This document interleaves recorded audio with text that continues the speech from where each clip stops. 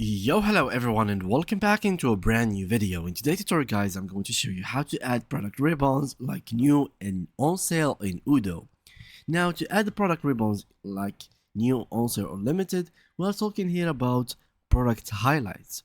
The e-commerce app allows you to highlight products to increase their visibility. To do so, go to your website's e-commerce, then go and choose product ribbons.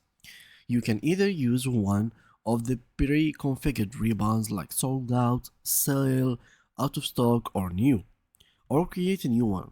Add the ribbon name and select the method to assign it, like manually assign the ribbon manually just by clicking on the product. On sale, the ribbon is displayed when the product is on sale, when using for example comparison price. When it is new, the ribbon is displayed when a new product is added. Specify the number of days after publication it should be displayed, and when out of stock. The ribbon is displayed when the product is currently no longer available. Then you can choose its position, either left or right, and the style, and either the ribbon or a badge. Define the text color and the background color, then save the ribbon. And just like that, the ribbon is now available for all the e-commerce products, as you can see right in this image right here.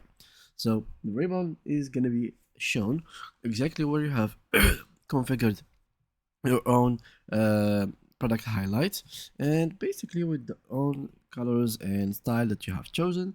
And you can either like basically assign it manually or automatically depending on like if it is on sale, when it is new or out of stock. And yeah, that's pretty much it guys for today's video. If you did enjoy it, make sure to drop a like, subscribe, and leave us a beautiful comment. If you do have any questions about Odoo, make sure to mention it in the comment section, and see you guys in the next upcoming video.